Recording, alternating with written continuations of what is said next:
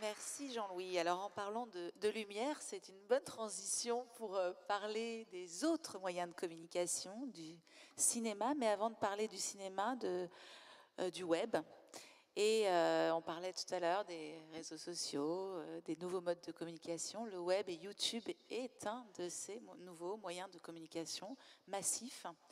Et nous avons avec nous, merci John d'être là avec nous, John Rachid, qui est comédien, vidéaste, star de YouTube, avec des sketchs très drôles. Nous allons voir un extrait, un long extrait d'ailleurs dans un instant. Et vous êtes donc un ancien enfant placé, John. Merci d'être là. Je vous propose peut-être d'abord de regarder un extrait pour vous présenter. Eh bien très bien, faisons On comme ça. commence comme ça. Donc extrait de la vidéo que vous avez fait sur votre enfance en foyer, qui est très drôle, vous le verrez, mais aussi piquante et bienveillante. Et c'est ça qui est intéressant, parce que vous arrivez à passer des messages avec l'humour. Et c'est peut-être ça la solution, une des solutions. Ouais. On en parlera après, mais on regarde l'extrait. Et puis ouais, moi j'ai entendu beaucoup de choses qui dépassent totalement tout ce que je pense. Et j'aimerais bien réagir là-dessus, et avec grand plaisir même. Bien sûr. Et d'abord, regardons mes faces ici. Ok, on y va.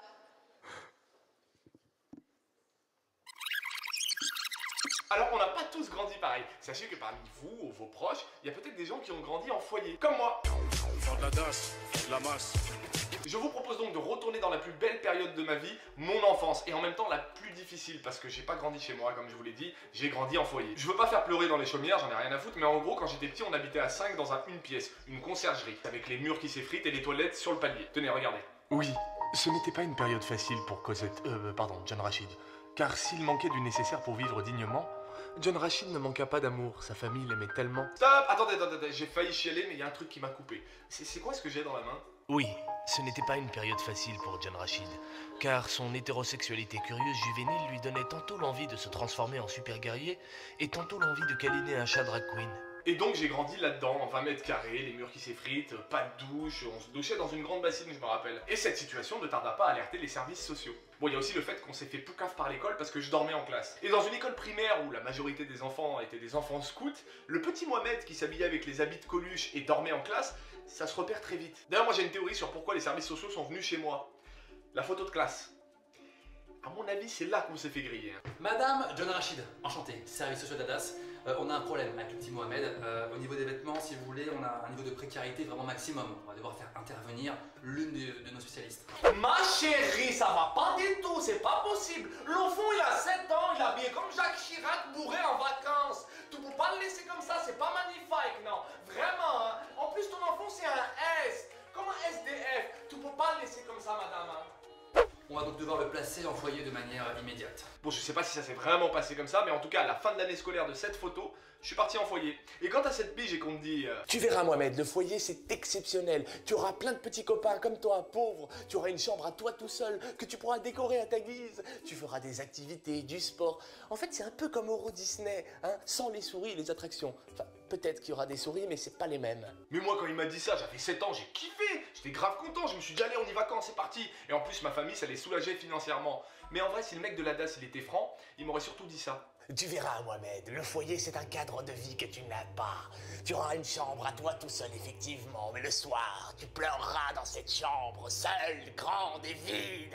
Tu pleureras parce que tu auras envie de voir tes parents, mais tu ne peux pas, tu es au foyer. Oh, les larmes de manque sont succulentes, c'est les meilleures. Mais il y a un truc où ils avaient raison, c'est que j'ai fait des trucs de ouf que j'aurais jamais fait en restant chez moi. Je me rappelle au début, quand je suis arrivé au foyer, ils m'ont demandé de choisir une activité que je voulais faire les mercredis. Tout le monde faisait du foot, du judo, etc. Moi, juste parce que j'étais un petit casse-couille, je leur ai demandé, excusez-moi, c'est quoi l'activité la plus chère? Et aujourd'hui, juste parce que j'étais un petit enculé, j'ai mon galop 4. Ouais, j'ai fait 4 ans d'équitation. Alors au départ, sans kiffer, bien sûr, hein. Mais à force, bien sûr, tu commences à kiffer et à prendre l'habitude. Et aujourd'hui, je suis un vrai cavalier. Bon, y a pas de problème, ramène-moi un canasson. J'arrive, Tornado!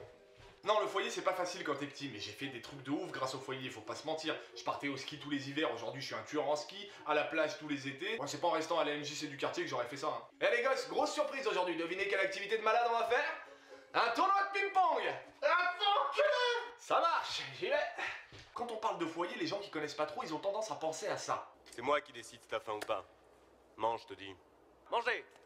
Tenez, regardez, il y a de la purée. Allez, allez, allez, suce un peu de la gelée là. S'il faut être obéissant, il faut accepter la discipline. Non, ça c'est des internats dans les années 30 où tu te faisais la plupart du temps casser la gueule si tu laissais pas l'animateur te chatouiller un petit peu le cul.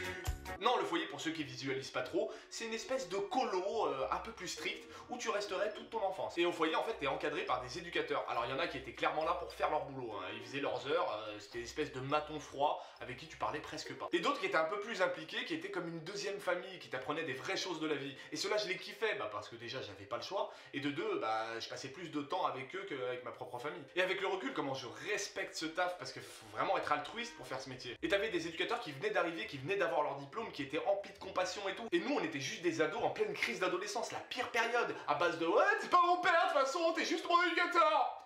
Et ils avaient une mission, c'était beau à voir. Nous, on était très cons.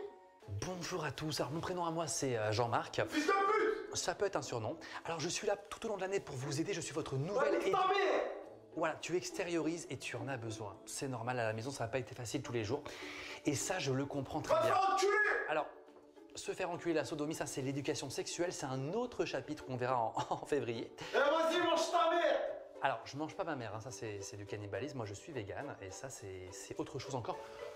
Vos attaques, je les prends au second degré hein, et j'en rigole avec vous, je souris avec vous. En tout cas, on va passer une bonne année, hein, je le sens, tous ensemble, on va rigoler. Et je les respecte encore plus parce que c'est vraiment très rare les moments où ils pétaient des câbles. Alors que nous, on allait vraiment très très loin. Alors il faut ranger vos chambres, la petite flèche. Ranger vos chambres, c'est important. Je crois que c'est pas autorisé, hein, les pistolets à l'intérieur. Je vous ai dit, Mohamed, tu es en train de me verser de l'essence dessus et c'est normal, tu as besoin d'extérioriser et tu me brûles. Et c'est aussi une manière à toi de t'exprimer. Yes, ça c'est sympa parce que au moins tu t'exprimes avec tes moyens à toi. Je tiens à m'excuser pour tout ce que j'ai fait dans ma jeunesse s'il y a des anciens éducateurs qui regardent. Le foyer ça se complique à l'adolescence, ça devient même pire que le quartier. Parce que c'est simple, tous les cas sociaux du quartier les pires que les parents n'arrivent pas à gérer, on les regroupe au même endroit et on mélange. Du coup, forcément, bagarre pratiquement toutes les semaines. Mais ça, je regrette pas parce que ça forge le bonhomme. Mais attention, il y avait aussi de très beaux moments parce qu'au final, on était tous dans la même merde. Pour nous, déjà, c'était très difficile. Alors imagine pour une meuf dans un univers où il y a majoritairement des garçons, c'est encore plus difficile. Respect à celles qui ont grandi en foyer, comme Kenny Arcana. Sinon, les gens qui ont grandi en foyer comprendront, des fois le foyer t'en avais marre, t'en pouvais plus, hein. Vraiment, il n'y avait plus de solution, donc tu fuguais. Au cours de ces années, plein de fois dans la nuit, il m'est arrivé de sauter par ma fenêtre pour fuguer, hein, pour rentrer chez moi. Mais le foyer, il était loin du centre-ville. Entre le foyer et chez moi, il y avait des forêts et tout. Et moi, dans ma tête, j'étais un enfant. Quand je fuguais, ça se passait comme ça. J'avais fait une halte. Les éducateurs étaient à mes trousses depuis plus de 48 heures. De toute façon, je n'avais plus la notion du temps. Il fallait à tout prix que je les sème. Rends-toi, Mohamed! Jamais, vous m'entendez? Allez, fais pas le con, gamin! T'es cerné! T'as nulle part où aller, Mohamed! Vous êtes des monstres! J'ai une famille et elle me manque! Rends-toi, Mohamed! Rentre au foyer! Y a plein de gens qui t'aiment là-bas! Allez! Ah! Je pouvais tous les tuer. Toi aussi, je pouvais te tuer. Au foyer, c'est toi qui fais la loi. Mais ici, c'est moi. Fais pas chier. Fais pas chier ou je te ferai une guerre comme t'en as jamais vu. Ah! Oh, tu sais, à l'époque, je regardais beaucoup de films, hein. En fait, dans la vraie vie, ça se passait comme ça. Voilà 48 heures que je n'avais pas dormi. Et cette fugue était insupportable. Mes nerfs commençaient à lâcher. Mais fallait que je tienne pour la T'es là 4 fois cette semaine. Attends! Je vais pas passer mon temps à te chercher. Attends, ça fait mal là! Et puis pourquoi t'es habillé comme un clochard? Eh, mais attends, mais t'es pas mon père, attention, t'es mon éducateur! Ouais, c'est ça, allez au foyer, allez. Avec ton couteau en plastique là. Oui, parce que généralement, je fuguais vers 21h, et puis à 21h30, un éducateur m'avait ramené, et j'étais dans ma chambre en train de pleurer, dans un coin tout seul, en écoutant D-Fool. Voilà, alors j'aurais pu raconter plein d'autres anecdotes, mais ça aurait fait une vidéo beaucoup trop longue, je vous ai dit l'essentiel. Et pour tous ceux qui connaissent pas la vie du foyer, maintenant quand vous avez un proche ou quelqu'un qui a vécu ça, vous en saurez un peu plus. Mais il n'y avait pas que le foyer pour moi, il y avait aussi une famille d'accueil, mais ça c'est une autre histoire. Je voulais passer un grand bonjour à tous ceux que j'ai croisés pendant mes 10 ans de foyer et qui regardent mes vidéos en se disant mais je le connais lui. C'était pas le petit Mohamed en foyer là? C'est moi. Et comme des milliers d'autres enfants en France, j'ai grandi en foyer, faut pas en avoir honte. Et ça fait pas de moi quelqu'un de déséquilibré, et aujourd'hui je suis très fier d'avoir entrepris tout ce que j'ai fait avec le départ un peu plus compliqué que les autres que j'ai eu.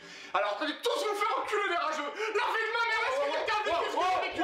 T'as pas vécu? Regarde, calme! Regarde d'où j'en suis, frère! Regarde! Tu te calmes! Pardon, excuse-moi! Tu te calmes! Excuse-moi, excuse-moi! Tu te calmes! Excuse-moi! Excuse-moi! Abonnez-vous. Tcha tcha, le foyer, je me barre. Je m'en vais respirer au bar. Tcha tcha, où les éduques, je me barre. Vous pouvez appeler les flics, fermez la porte, c'est clair. J'ai ma liberté qui m'attend juste devant. Je vais pas la faire patienter, 1, 2, 3. Tiens tout le monde, allez pas le temps, bon blabla. Je suis toujours la seule à partir. Putain, aucun de mes potes n'a jamais été de la partie. Là où le système ensorcelle, à coup de vagues sorties. Pour moi un enclos est fait pour essayer d'en sortir.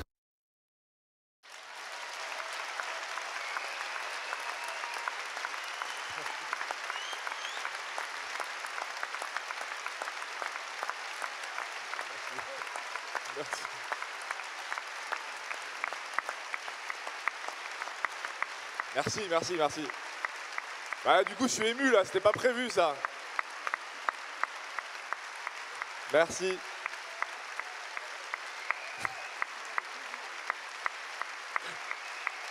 Je vais boire de l'eau.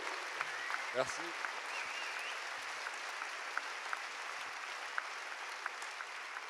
Là, vous m'avez eu, c'est pas sympa là.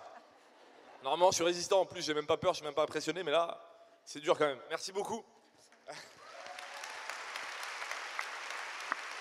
Merci à toi, John, vraiment. Merci pour la vidéo et merci d'être là. Bah, je vous en prie. Tu voulais réagir? Ouais, bah, en fait, cette vidéo part du fait que j'ai grandi en foyer, comme vous l'avez vu, et qu'en plus, je commençais à raconter un petit peu ma vie, mais rapidement pour que ça fasse du bien aux autres. Et en fait, tout ça, c'est de la bienveillance, en fait.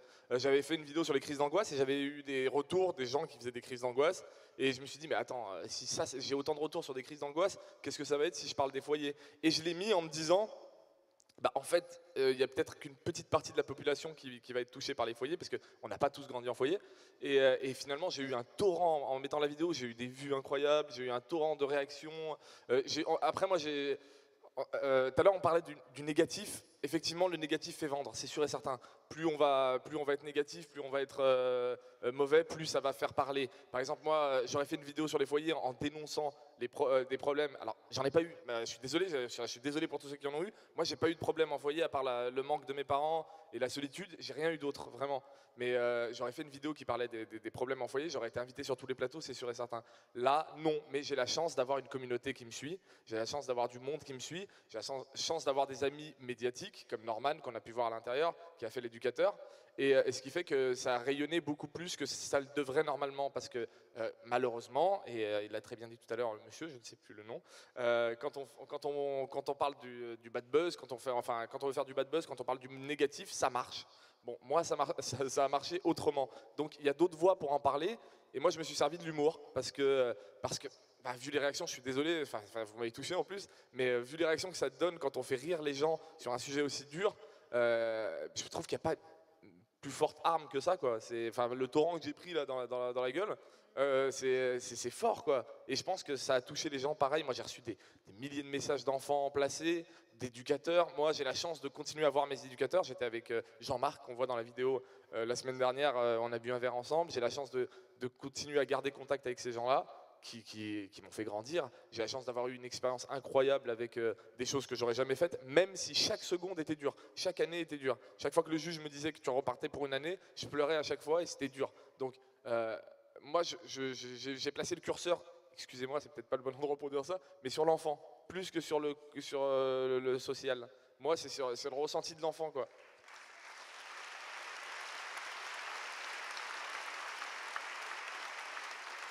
Donc, et moi, à l'époque, je m'en rappelle très très bien, j'avais rien, j'avais aucune star, ni aucune personne connue qui parlait des foyers. Il y avait juste une phase, on est à Marseille, ça tombe bien, de Shuriken, qui disait dans une musique, qui disait avant de grimacer devant ta purée, pense à ceux qui vivent en foyer. Et je me raccrochais à cette phrase en me disant, c'est bon, il parle de moi là. Mais j'avais personne d'autre qui en parlait. Aujourd'hui, s'il y a des enfants qui sont en foyer, et j'ai eu des retours, qui sont en foyer et qui ont vu ma vidéo en se disant, regardez, John Rachid aussi. Et moi, juste ça me suffit. Quand je vous ai dit que ça me dépasse un peu tout ça, c'est dans le sens où moi, je suis pas militant. Je suis un piètre orateur. Moi, je sais que faire rire et faire des histoires, faire des films. Donc moi, je me sers que de ça. Courir les plateaux télé pour parler de mon expérience, ça peut aider, c'est clair, mais je suis pas forcément là-dedans. Je préfère me servir de mon art. Je vais sortir une bande dessinée à la rentrée qui va parler de ça. Enfin, vraiment. Et je pense que c'est important d'avoir 2 sons de cloche. C'est très important d'avoir des témoignages de l'IS que j'avais vu à la télé déjà. C'est très important d'avoir des témoignages, mais contrebalançant ça avec des témoignages, des bons témoignages, quoi. Parce qu'il y a vraiment, moi quand je parle avec mes éducateurs aujourd'hui, ils me font chialer à chaque fois pratiquement, parce que c'est des gens qui, H24, au détriment de leur famille, s'occupent d'enfants. Vraiment, moi, j'ai parlé avec...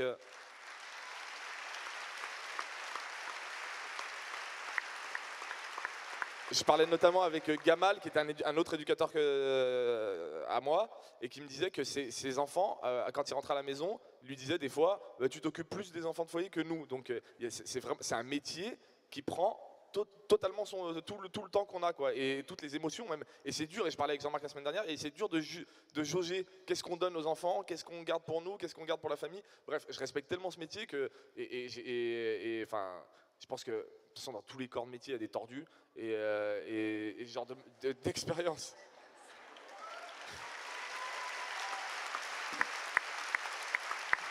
Et donc lutter contre les tordus, de toute façon, c'est de partout, c'est pas forcément que dans la protection contre l'enfance, mais quand médiatiquement on voit que du négatif, ça force à croire que ça met pas une belle image. Je suis désolé, moi, les gens qui connaissent pas le foyer et qui tombent sur ce qui s'est... Bah voilà, la couverture de ma bande dessinée, je suis très fier. Ça fera un peu que je la montre, on va en reparler après.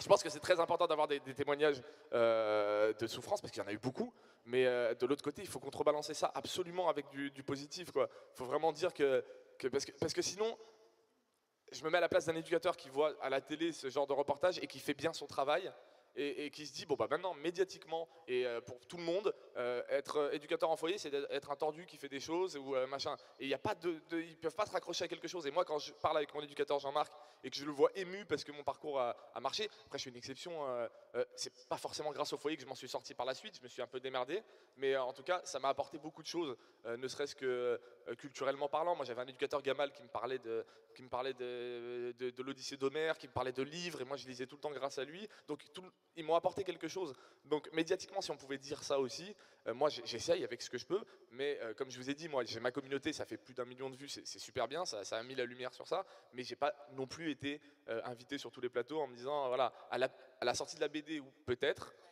faudrait, et normalement ça devrait être frais si j'ai une bonne attachée de presse, et alors, on fait un petit coup de pub, c'est donc, vous avez vu le slide, c'est comme on peut grandir en foyer chez Michel Lafon, et ça sort en octobre, hein, c'est ça, le 10 octobre en fait je sors cette bande dessinée, et ça partait en fait, après la vidéo des foyers.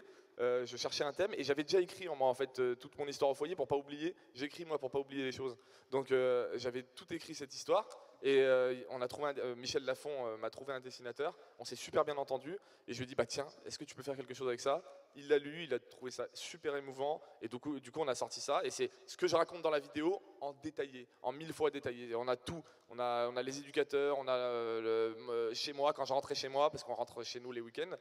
Quand je rentrais chez moi, ce qui se passait au foyer, ce qu'on faisait, les activités, les vacances, on a vraiment tout dans cette bande dessinée, et j'espère que, enfin vraiment, moi j'aurais eu cet objet, parce que je lisais beaucoup quand j'étais en foyer, j'aurais eu cet objet enfant au foyer, je me serais dit bah c'est bon, continue ta route, il y en a qui arrivent, et tu peux t'en sortir, enfin normalement. Et évidemment, moi aussi j'ai des potes qui étaient au foyer qui ont fini en prison, qui sont SDF, mais j'ai aussi d'autres exemples d'amis qui étaient au foyer et qui sont chefs d'entreprise, qui travaillent, et que voilà, qui ont réussi leur vie. Donc il y a un peu de tout, et c'est comme la vie en fait. Dans la vie il y a tout, mais si on focalise ça sur le mauvais, je pense pas que ce soit positif, vraiment. Voilà.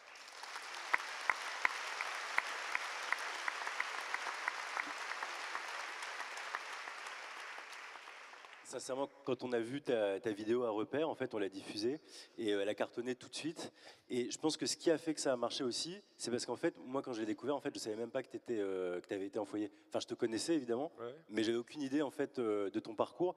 Et c'est là où c'est fort, c'est qu'en fait, on se dit, bah, le gars, en fait, il est autre chose qu'un ancien de l'aide sociale à l'enfance, et il a fait sa vie. Et c'est ça qui a été puissant, je pense, pour la plupart des membres de l'association, de se dire, au final, il y a une figure comme ça à laquelle aussi on peut se raccrocher positivement, comme Lies en est une, pour tous ceux qui ont morflé aussi à l'aide sociale à l'enfance. C'est important d'avoir les deux. Et c'est important d'avoir les deux, c'est important d'avoir les deux, mais il ne faut pas privilégier l'un au détriment de l'autre, parce qu'après on a une image biaisée et on se dit, bon bah c'est ça les foyers, c'est compliqué. Voilà.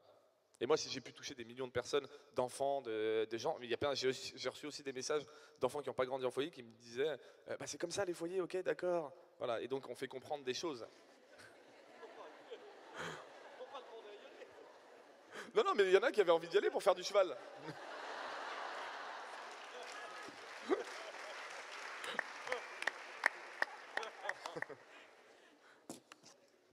Merci John, on Je vous va en prie. peut-être passer, on est un peu contraint dans le temps, mais vraiment merci de ce témoignage très, très fort.